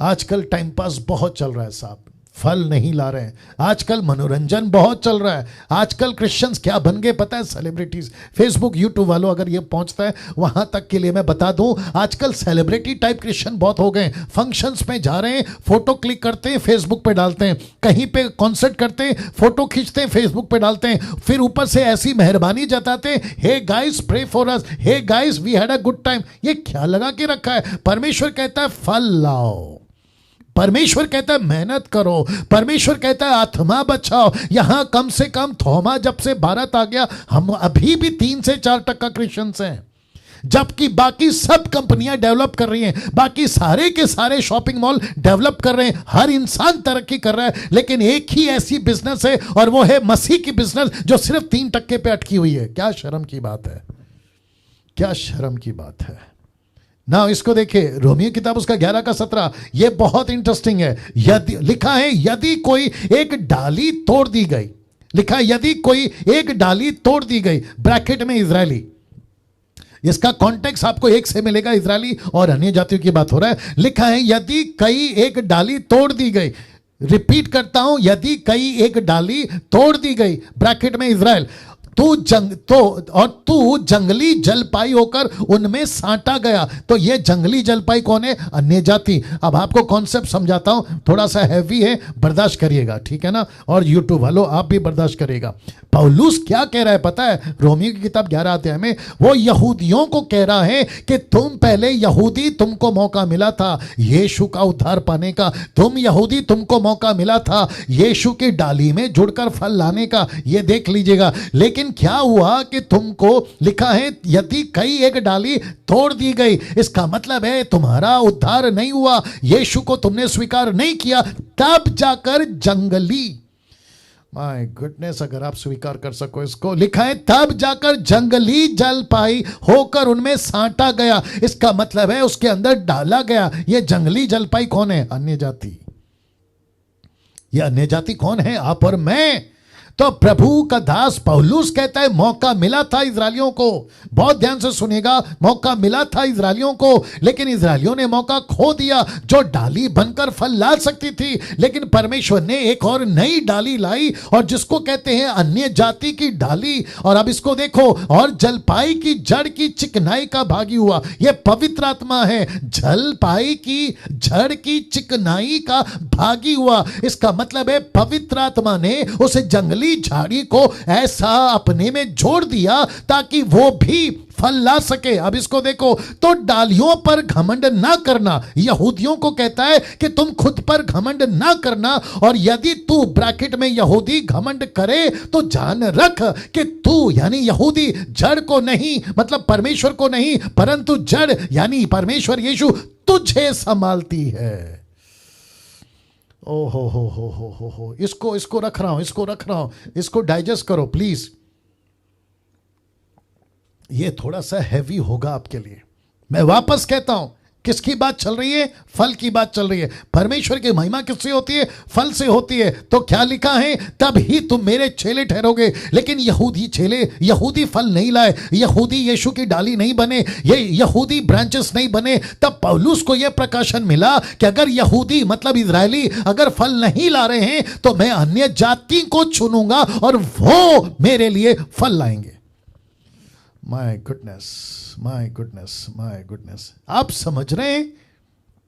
मैं सबका नाम नहीं ले सकता हूं, लेकिन मैं निर्जला जी आपको कहता हूं, अभी एस्थर जी आपको कहता हूं, नरेंद्र जी आपको कहता हूं, जितने भी अभी जुड़ रहे हैं मैं उन सभी को कहता हूं कि माय गुडनेस, परमेश्वर ने एक डाली को काट दिया, उसको अलग कर दिया। वो डाली है इजरायली, और परमेश्वर कहता है क्योंकि फल नहीं लाया, मैंने एक ऐसी जंगली झाड़ी, और याद रखो अपोक्लिप्टिक है, यूट्यूब वालों तुम भी सुनो, परमेश्वर ने अन्य जाति को जंगली बोला, अन्य जाति को जंगली जलपाई बोला, और कहा कि मैं उसके अंदर ऐसी चिकनाई को लाऊंगा, और चिकनाई का मतलब है पवित्र आत्मा, पवित्र आत्मा के द्वारा अन्य जाति को बदलकर उसको मैं अपने में जोड़ दूंगा। तो कहता है कि डालियों पर घमंड ना कर, यहूदियों तुमने घमंड किया था, लेकिन परमेश्वर ने तुम्हारा घमंड तोड़ा, तुमको अलग कर दिया। फिर पौलुस एक डायलॉग मारता है कि तू जड़ को नहीं परंतु जड़ तुझे संभालती है, तू परमेश्वर को नहीं परमेश्वर तुझे संभालता है। और परमेश्वर आज मुझको और आपको भी कहता है कि अन्य जातियों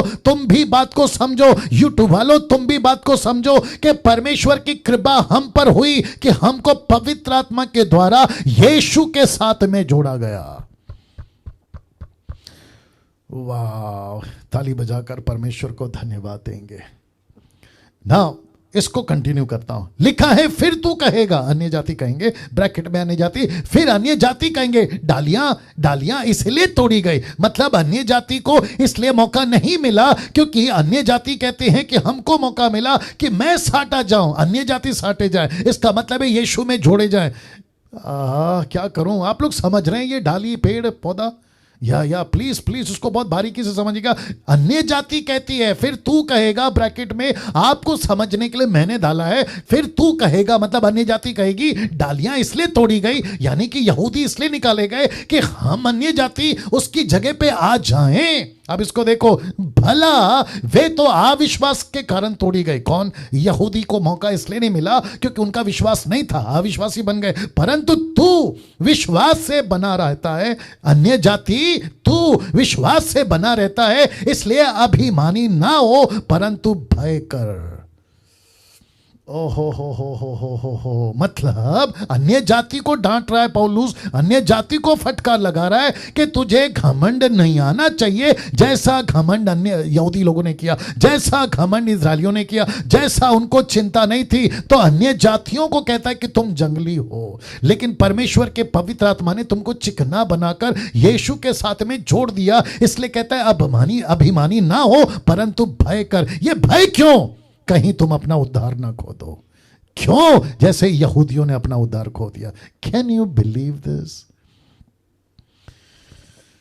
वाह, अब इसको देखो, क्योंकि जब परमेश्वर ने स्वाभाविक डालियां ना छोड़ी, मतलब यहूदियों को ना छोड़ा, तो तुझे भी ना छोड़ेगा, अन्य जाति तुझे भी ना छोड़ेगा। इसलिए परमेश्वर की कृपा और कढ़ाई को देख, मतलब परमेश्वर का अनुग्रह और परमेश्वर का सख्त बना, जिसको कहते हैं रूडनेस, जिसको कहते हैं, ट्रांसलेशन को जब मैं स्टडी करा था कहते हैं हार्श वर्ड या रूड वर्ड, परमेश्वर का कृपा और परमेश्वर का गुस्सा को नहीं भूलना, क्योंकि यहूदियों को नहीं छोड़ा तो तुम अन्य जाति क्या हो। देखो ऊपर लिखा है ना, जब परमेश्वर ने स्वाभाविक डालियां नहीं छोड़ी तो तुझे भी ना छोड़ेगा। हो, सी दिस। इसलिए परमेश्वर की कृपा और कढ़ाई को देख, जो गिर गई उन पर कढ़ाई, यानी कि यहूदी गिर गए उनको सजा मिली, परंतु तुझ पर कृपा, अन्य जाति पर कृपा हुई। Okay, my goodness. नाउ इसको देखे, यदि तू उसमें बना रहे, अन्य जाति को कहता है यदि तू उसमें बना रहे, नहीं तो तू भी काट डाला जाएगा। अब मैं उन मूर्खों से पूछना चाहता हूं जो कहते हैं कि हम उद्धार नहीं खोज सकते, तो फिर ये सब क्या है, ये सब क्या है? ये पौलुस की लैंग्वेज, ये पवित्र आत्मा की लैंग्वेज, ये परमेश्वर की लैंग्वेज, जिसको परमेश्वर का दास पौलुस कहता है यहूदियों को जो स्वाभाविक डाली थी उसको नहीं छोड़ा तो जंगली जल पाई, अन्य जाति को क्या नहीं करेगा, जिसके चलते लिखा है परंतु तुझ पर कृपा हुई, अन्य जाति यदि तू उसमें बना रहे, नहीं तो तू भी काट डाला जाएगा। Can you believe this? अभी आपको जोर का झटका धीरे से देता हूं। हेसेकेल की किताब उसका 28 का 24 क्या कहता है, देखो लिखा है, परंतु जब धर्मी अपने धर्म से, मैं रिपीट करता हूं, जब धर्मी अपने धर्म से फिरकर टेढ़े काम करे, वरन दुष्टों के उस घृणित कामों के अनुसार करने लगे, तो क्या वह जीवित रहेगा? क्या वो बच जाएगा? लिखा है जितने धर्म के काम उसने किए हो उनमें से किसी का स्मरण ना किया जाएगा। जो विश्वासघात और पाप उसने किए हो उसके कारण वह मर जाएगा, उसके कारण वह मर जाएगा। माय गुडनेस, कैसा लग रहा है? या कैसा लग रहा है? ओके, अब सबसे तो बात नहीं कर सकता हूं। नरेंद्र लाइन पे हैं, नरेंद्र लाइन पे है, आप अपना माइक ऑन करके बात करिए। नरेंद्र, नहीं ठीक है, अच्छा को होस्ट नहीं है, देखो नरेंद्र है क्या? ओके, जब तक निर्जला जी, क्या चल रहा है ये सब सुन के कैसा लग रहा है आपको? निर्जला जी, जब तक आप बात करिए, नरेंद्र को चेक करो। या मैं बीच में रुक रहा हूं क्योंकि गजब की चीज रख रहा हूं, इसके लिए थोड़ा सा बैलेंस करवा रहा हूं। जी निर्जला जी बात करिए। या शब्द ही नहीं है पास्टर डैनियल, वो क्या कहे, मेरा हालत आप देख ही रही होगी। या कभी सुना था निर्जला जी ये, मतलब नहीं। जंगली जलपाई और फिर ये डालियां काटी गई है ना? या दैट वाज वंडरफुल। अब आज लोग ऐसे प्रीच नहीं करते, वन सेव्ड ऑलवेज सेव्ड। या और that concept is totally nonsense. या टोटली नॉनसेंस, या टोटली रॉन्ग। कितने बार बाइबल में लिखा है कि ये सब विश्वासियों के लिखा है, उद्धार खो सकते हैं। पर यू नो आज लोग पीपल बाइबल इतना गहरे तरीके से नहीं पढ़ते हैं, कंसेप्ट में नहीं पढ़ते हैं। और वन सेव ऑलवेज सेव, वही पास्टर जो कहते हैं उसके ही पीछे लगे हुए हैं। सब अंधकार में है अभी, क्या कहें। ओके नरेंद्र जी, सर। या आपने सुना? जी सर। बताइए, क्या कभी सुना था ये जलपाई, ये डालियां जिसको परमेश्वर वार्न कर रहा है कि मैंने यहूदियों को नहीं छोड़ा, उनको काट दिया, तो तुम क्या चीज हो? जी सर, कभी भी मतलब इस टॉपिक कभी ऐसी बात या ऐसा खुलासा कभी नहीं सुना। या जिससे आज आप बता रहे हैं तो अंदर एक डर आ रहा है या कि गंभीर होने की जरूरत है मसीह लोगों को। या टॉपिक में ऐसे कोई भी मतलब प्रचार नहीं करता है, कलीसियाओं में ऐसा सिखाया नहीं जाता है। या और उसके चलते क्या है कि मसीह लोग लापरवाही करते हैं।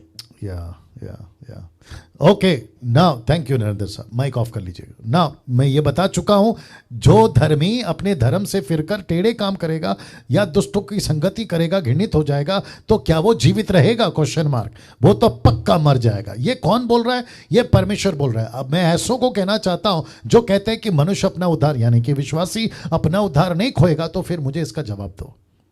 या तुम अपनी वीडियो बनाओ और इसको जस्टिफाई करो, अपने लोगों को बताओ। और जो लोग दूसरों को सुनते हैं, मैं उनको भी कहना चाहता हूं कि तुम देखो कि तुमको कैसा उल्लू बनाया जा रहा है, देखो तुमको कैसा बरमाया जा रहा है।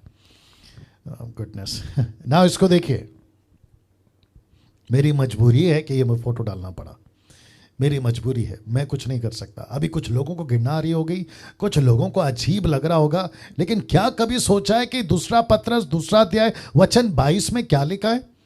आप देख सकते हैं, लिखा है कि कुत्ता अपनी छांट की ओर और धोई हुई सुवर्णी कीचड़ में लौटने के लिए फिर चली जाती है। ये कीचड़, माय गुडनेस गॉड, ये कुत्ता कौन है? ये सुअर कौन है? यूट्यूब वालों ध्यान से सुनो, ये कुत्ता कौन है? ये सुअर कौन है? बात फिर वापस आ गई। अपोक्लिप्टिक में पत्रस ये भाषा का इस्तेमाल कर रहा है कि कुत्ता वापस। ये कुत्ता कौन है? ये वो विश्वासी है जिसने 10 साल 20 साल 40 साल पहले अपना जीवन प्रभु को दिया, और वो जो गंदगी अविश्वासी में रहकर खाता था, यीशु में आने के बाद वो फिर से उसको उल्टियां करके खा रहा है। ऐसा विश्वासी क्या स्वर्ग जाएगा?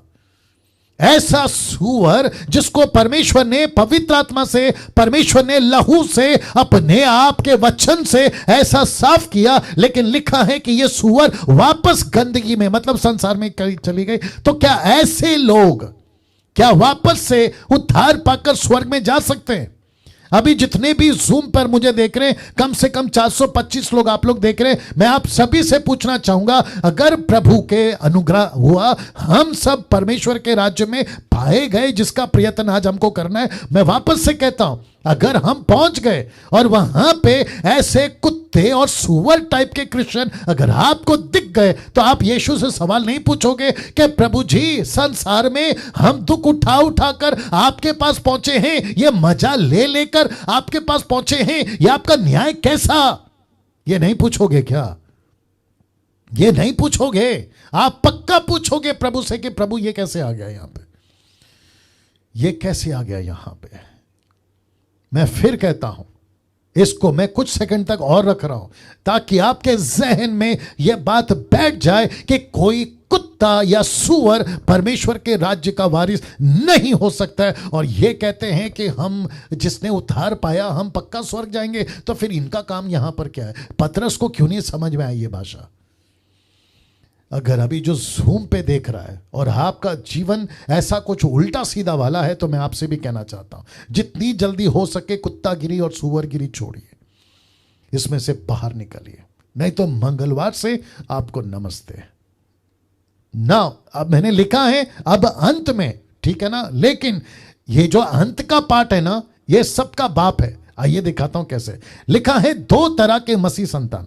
मैं रिपीट करता हूं, 2 तरह के मसीह संतान, परमेश्वर की संतान, शैतान की संतान। कैसे? फोटो देख लीजिएगा, फोटो देख लीजिएगा ना। लिखा है 1 यूहन्ना 3:8 और 9। बहुत ध्यान से सुनिएगा। जो कोई पाप करता है विश्वासी होकर, जो कोई पाप करता है, क्योंकि कॉन्टेक्स्ट में विश्वासी है, अविश्वासी की बात नहीं हो रहा है। जो कोई पाप करता है विश्वासी होकर, क्योंकि संसार का विश्वासी तो संसार का अविश्वासी तो पापी है, उसको क्यों बोलेगा परमेश्वर का दास, है ना? तो बात हो रही है विश्वासी की। जो कोई पाप करता है विश्वासी होकर, ब्रैकेट में, वह शैतान की ओर से है। अब इसको देखो, क्योंकि शैतान आरंभ ही से पाप करता आया है, परमेश्वर का पुत्र, ब्रैकेट में यीशु, परमेश्वर का पुत्र इसलिए प्रकट हुआ कि शैतान के कामों को नाश करे। अब इसको देखिए, जो कोई परमेश्वर से जन्मा है, गेट रेडी नाउ, लिखा है जो कोई परमेश्वर से जन्मा है वह पाप नहीं करता। क्यों? क्योंकि उसका बीज, ब्रैकेट में वचन, उसका बीज उसमें बना रहता है। कौन सा बीज? चौथा वाला। कौन सा चौथा वाला? पहला कौन सा था? किनारे वाला। दूसरा कौन सा था? पथरी वाला। तीसरा कौन सा था? झाड़ी वाला। चौथा कौन सा था? अच्छा बीज, जहां पे फल लाया। तो लिखा है क्योंकि उसका बीज उसमें बना रहता है, उसमें बना रहता है, क्योंकि परमेश्वर से जन्मा है। अब इसको देखिए, क्योंकि परमेश्वर से जन्मा है, क्योंकि परमेश्वर से जन्मा है। अब इसको देखिए 3:10 में, इसी से, बहुत ध्यान से सुनना, इसी से परमेश्वर की संतान और शैतान की संतान जाने जाते हैं। माय गॉड, कैसा लग रहा है? सोच के देखिए। अब आपको पता है कि 1000 लोगों ने सब्सक्राइब किया है, लेकिन कम से कम 400, 450, 500 का भी आंकड़ा पूरा नहीं हो रहा है। लूसीफर कितना स्मार्ट है कि इस डीटी को नहीं सुनना, डैनियल राज को नहीं सुनना, कैसे भी करके दूर रहो। क्यों? क्योंकि ऐसी बातें रखता है ना, जिसके चलते उसने ऐसी योजना बनाई कि वो ना सुन सके। लेकिन मैं जानता हूं परमेश्वर का काम है, जिसको परमेश्वर ने खोला है कोई माइकेलाल बंद नहीं कर सकता, जिसको परमेश्वर ने बंद किया कोई माइकेलाल खोल नहीं सकता। ये बात अलग है। इसी से परमेश्वर की संतान शैतान की संतान समझी जाती है या जाने जाते हैं ना। इसको देखिए, इसको देखिएगा, इब्रानियों की किताब 12 का 1 से 3 तक में। इस कारण चाहिए कि हम उन बातों पर जो हमने सुनी है और भी मन लगाए, ऐसा ना हो कि बहक कर उनसे दूर चले जाए। तो इसका मतलब है कि विश्वासी बहक सकता है। इसका मतलब है कि एक विश्वासी अविश्वासी बन सकता है। फिर ये कैसे कहते हैं कि एक विश्वासी अपना उद्धार नहीं खोज सकता? मैं डीटी वालों को कहना चाहता हूं, इस टीचिंग को समझो, इस बातों को समझो। ये वचन डैनियल राज के नहीं है, ये पवित्र आत्मा के प्रेरणा से लिखे गए वचन है कि हम उन बातों पर जो हमने सुनी है मन और भी मन लगाएं। ऐसा ना हो कि बहक कर उनसे दूर चले जाएं। वचन 2, क्योंकि जो वचन स्वर्गदूतों के द्वारा कहा गया था, जब वह स्थिर रहा, बहुत ध्यान से सुनिए, और हर एक अपराध आज्ञा ना मानने का ठीक ठीक बदला मिला। किसको? स्वर्गदूतों को। जब परमेश्वर ने स्वर्गदूतों तक को नहीं छोड़ा, अपने फरिश्तों तक को नहीं छोड़ा, तो फिर यह जंगली जलपाई क्या चीज है? आप और मैं क्या चीज है जिसको परमेश्वर कहता है यहूदियों तक को नहीं छोड़ा, तो तुम जंगली डाली क्या चीज हो। फिर कहता है ठीक ठीक बदला मिला। वचन 3, तो हम लोग ऐसे बड़े उद्धार से निश्चिंत रहकर क्यों कर बच सकते हैं। कैसे बच सकते हैं? अब इसको देखिए, जिसकी चर्चा पहले पहल प्रभु के द्वारा हुई और सुनने वालों के द्वारा हमें निश्चय हुआ। अब इसको देखिए, 2 कुरिन्थियों 13:5, बहुत ध्यान से सुनेगा। लिखा है, अपने आप को परखो। यूट्यूब के लोगों, अपने आप को परखो कि विश्वास में हो कि नहीं। अपने आप को जांचो। क्या तुमने अपने विश्वास में, क्या तुम अपने विषय में यह नहीं जानते कि यीशु मसीह तुम में है? लिखा है, यीशु मसीह तुम में है, नहीं तो तुम निकम्मे निकले। नहीं तो तुम निकम्मे निकले। निकम्मे का मतलब है बेकार। निकम्मे का मतलब है वर्थलेस। निकम्मे का मतलब है किसी काम का नहीं। अब इसको देखिए क्या लिखा है, 2 यूहन्ना 1:8। 2 यूहन्ना 1:8 क्या लिखा है देखिए, अपने विषय में चौकस रहो कि जो परिश्रम हमने किया है उसको तुम ना बिगाड़ो, वरना उसका पूरा प्रतिफल पाओ। यूट्यूब के लोगों, उल्टा सीधा बकवास करना बंद करिए। जो प्रचारक है, मैं उनसे बात कर रहा हूं, ऐसा किसी प्रकार का काम जो यीशु ने किया, पतरस ने किया, पौलुस ने किया, उसके आगे की पहली सदी की कलीसिया ने किया, लिखा है उसको मत बिगाड़ो। उसको मत बिगाड़ो। मसीह मंथन का यही क्या कहते हैं सिद्धांत है कि मसीह का काम को जो बिगाड़ते हैं उसको बिगाड़ने नहीं देंगे, और जो बिगड़ रहे हैं उनको बिगाड़ने नहीं देंगे। लिखा है, अपने विषय में चौकस रहो, जो परिश्रम हमने किया है उसको तुम मत बिगाड़ो, मत बिगाड़ो, वरना उसका पूरा प्रतिफल पाओ। लिखा है 2 John chapter 1:8, look to yourself that you lose not those things. ये लूज वर्ड क्यों लिखा है?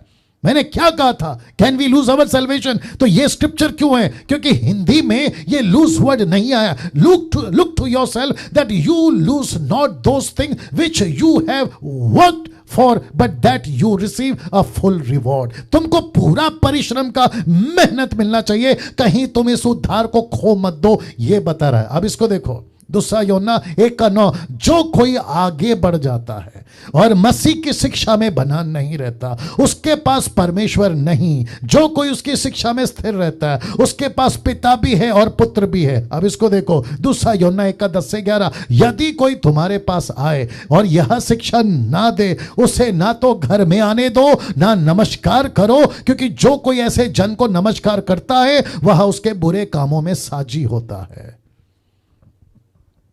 मैं यहां पे कहना चाहता हूं, और बहुत खुल के कहना चाहता हूं, जूम और यूट्यूब वालों, आप सभी को, आप मुझे सुनते हैं, प्रेज गॉड। मुझे मत सुनो तो भी प्रेज गॉड, लेकिन किसी ऐसे को नहीं सुनना। बहुत ध्यान से देखिए, जिसके पास यीशु की शिक्षा नहीं है, ऐसों को नहीं सुनना। मैं फिर कहता हूं, ऐसों को नहीं सुनना। मुझे मत सुनो, कोई दिक्कत नहीं। मेरा घर, मेरी रोटी, मेरा पैसा आपके सोशल मीडिया से नहीं आता। जिसके तरफ से आता है उसको देख लेना, लेकिन कम से कम डैनियल राज किसी से पैसे मांगकर अपना घर नहीं चलाता, यह आप लोग सब जानते हैं। तो मैं फिर कहता हूं, मुझे मत सुनो, कोई दिक्कत नहीं है, लेकिन मैं वापस कहता हूं, ऐसों को नहीं सुनना जिसके पास में यीशु की शिक्षा नहीं। देखो क्या लिखा है, यदि कोई तुम्हारे पास आए, यह शिक्षा ना दे, उसे ना तो घर में आने दो, ना नमस्कार करो, क्योंकि जो कोई ऐसे जन को नमस्कार करता है उसके बुरे कामों में साझी होता है। अगर तुम उसकी वीडियो देखते हो तो तुम उसके बराबर हो। अगर उसके चैनल को सब्सक्राइब किए हो जिसके पास में यीशु की शिक्षा नहीं हो, तो तुम उसके बराबर हो। वो भी गया, तुम भी गए, वो भी गया, तुम भी गए। Can you believe this? मैं अभी समाप्त कर रहा हूं। अब प्रश्न उठता है, हम क्या करें पास्टर डैनियल? अब हम क्या करें? एक ऐसा शरीर मिला है जिसको कहते हैं आदम का शरीर, एक ऐसा रूह मिला है या जीवन मिला है जो ये संसार में जीना ही है, और तब तक जीना है जब तक हम बुढ़े होकर मर नहीं जाते, या शहीद होकर मर नहीं जाते, या किसी और कारण से मर नहीं जाते। तो फिर हम क्या करें? पाप तो होगा, उल्टी सीधे बातें आएंगी। ऐसे टाइम पे क्या करें? तो पौलुस क्या कहता है देखो, कहता है, परंतु मैं अपनी देह को, अपने बॉडी को क्या करता है? मारता कूटता वश में लाता हूं। My God. कहता है मैं अपने शरीर को मारता हूं, कूटता हूं, वश में लाता हूं। क्यों? ऐसा ना हो कि औरों को प्रचार करके मैं आप ही किसी रीति से निकम्मा ठहरूं, निकम्मा ठहरूं। माय गॉड, आपको क्या करना है यूट्यूब वालों? क्या बताऊं, कैसे बताऊं? कुछ लोग कहते हैं पास्टर डैनियल जब तक हम संसार में झूठ तो बोलना पड़ेगा। तो क्या ये बात पौलुस नहीं जानता था? वो कहता है मैं अपने आप को मारता हूं। कैसा कैसा प्रचार था और क्या प्रचार कर दिया। कैसी क्रिश्चियनिटी थी और क्या क्रिश्चियनिटी बदल दी। क्या बाइबल कहती है और क्या प्रचार कर दिया। ऐसे 90% लोगों ने मसीह की देह को खराब कर दिया अपनी गलत शिक्षाओं के चलते। लेकिन पौलुस जैसी शिक्षाएं नहीं आ रही है, जहां पे कहता है मैं खुद को मारता हूं, मैं खुद को कूटता हूं, मैं उसको काबू में करता हूं, मैं उसको वश में लाता हूं।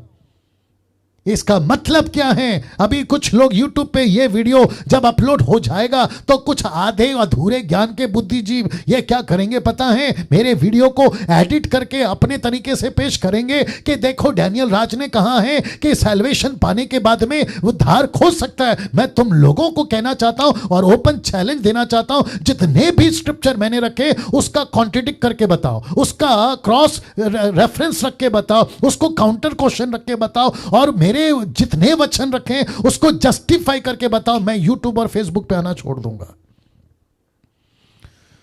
Wonderful Jesus.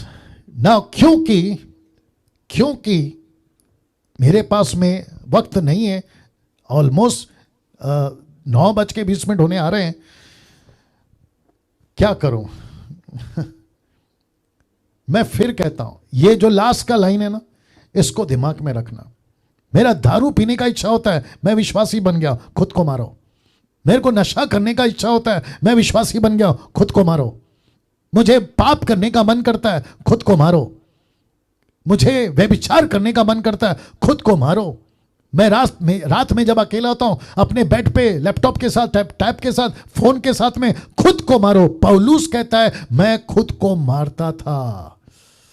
Can you believe this? मैं खुद को कूटता, मारता और खुद को वश में लाता था। क्यों? ताकि मैं निकम्मा ना ठहरूं।